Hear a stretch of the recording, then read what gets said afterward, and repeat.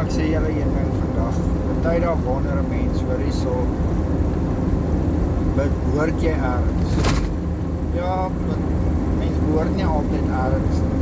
Maar partykeer voel 'n mens jy behoort ergens. Maar actually is daar soveel mense om jou wat omgee vir jou, wat daar is vir jou, wat lief is vir jou selfs.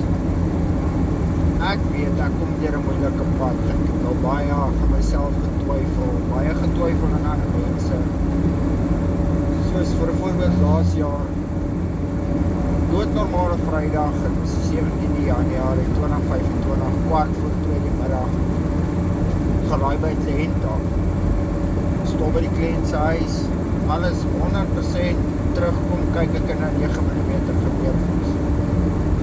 Wel, kom ek sê vir julle, dis iets wat jy nie, dis 'n gevoel wat jy nie aan iemand kan beskryf nie.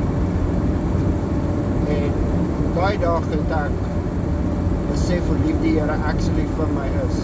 Man het die sneller getrek, gebeur het nie afgegaan. Ek weer probeer, gebeur het weer nie afgegaan. Bakkie is gevat, al my goed is gevat, selfoon en alles. Maar weet julle wat het my besef, dat daai een man is daarbo wat lief is vir my, en my aanvaar vir wie ek is daai dag. Daai dag het ek my naam, my self vir die Here gegee.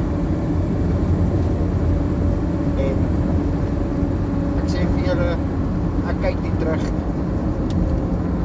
Ek is dankbaar vir elke dag wat die Here my gee. Ek is dankbaar vir elke nuwe ding wat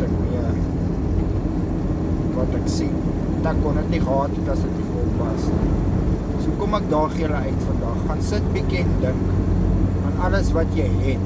Nie wat jy nodig het nie, wat die Here voel jy het. Alles wat jy het jy as gevolg van daai man daarbo, ons verlosser, man wat aan die kruis gesterf het vir ons. So kom ek vra julle vandag, gaan sit 'n rukkie en dink. Tel julle blessings, want ek waarborg julle, die Here het 'n plan vorentoe met jou, hy het 'n pad vorentoe met jou. En dis een ding wat ek jou vandag kan sê, die man is lief vir jou. Vir elke liewe persoon, maak nie saak deur wat jy gaan nie, hy weet waardeur jy gaan. Hy sal nooit iets op jou pad bring wat jy nie self kan hanteer. So gaan vanaand op jou knieë, wees dankbaar vir wat jy het. Ek hoop ek praat gou weer met